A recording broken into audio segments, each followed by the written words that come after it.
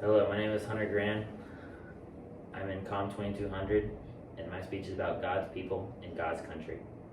We as Americans should respect that our country was founded on God and the morals that came along with believing in a superior being. Though many people around the world do not believe in God or even our God, He is still an important part of our daily lives. I've grown up my whole life here in the great American South, and I am a devoted Christian who grew up Southern Baptist and now currently attending a non-denominational church regularly. American citizens are moving away from a nation that stands by the words, one nation under God. All citizens should believe in God or respect His existence. God, for many people around the world, is someone they look up to and go to for healing. He is a supreme being that many constitutions have founded on and recognizes a true and existing entity. America, like other nations, argued that as humans, our freedoms and rights shall not be infringed by any man because they were given to us by God. American citizens moving away from the words, one nation under God.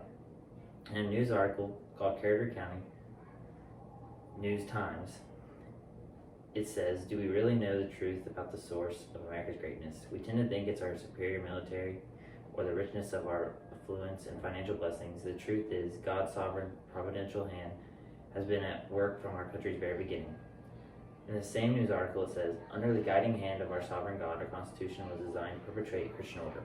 Everything about our founding government was based on both Old Testament and New Testament principles of ethics and morality."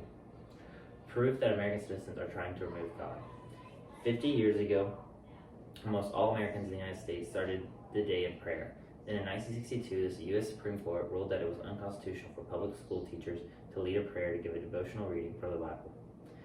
Since some schools have decided their campuses must be a Christian-free zone, meaning that students have gotten into trouble for offensive behavior that includes reading the Bible or even having one on a desk, wearing religious-themed clothing, passing out brochures that explain how to accept Christ, doing class projects on biblical characters, or even mentioning God in class discussions.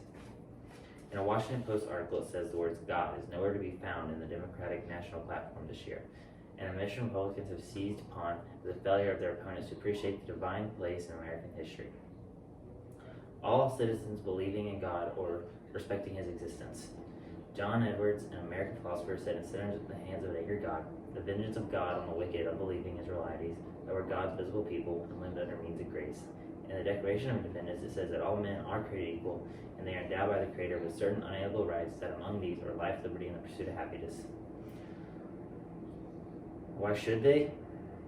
In every part of the world today and throughout history, men and women have always believed and worshiped God. Some people have said that in every person there is a God-shaped hole that only God can fill.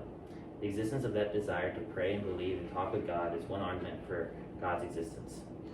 At the Oblate School of Theology, they wrote, "First, I believe in God because I sense at the deepest level of my being that there is an inalienable moral structure to things. Life, love, and meaning are morally contoured.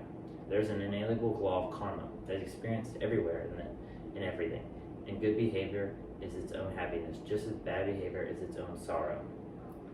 How real is this problem? Well, in the Bill of Rights it says in the First Amendment, "Congress shall make no law respecting the establishment of religion or prohibiting the free exercise thereof." At Pew Research Center, they did a large survey of U.S. citizens, and they predicted only about 9% do not believe in God. I believe the solution to the problem is we need to bring God back in education so that it may be taught to younger generations.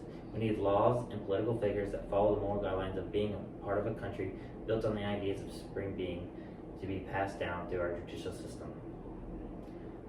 So our job as U.S. citizens should respect that our country was founded on God and the morals that came along with believing in superior being. This problem is very real. American citizens are moving away from that nation that once stood so proudly for one nation under God. And as all citizens should believe in God or fix His existence, there is no debating that all U.S. citizens have stood in a classroom and said these simple words: one nation under God, indivisible, and liberty and justice for all. Everyone in this country comes from different walks of life, whether it's your race, culture, or level of income. We should all be able to come together to recognize and respect the values of God in our great country.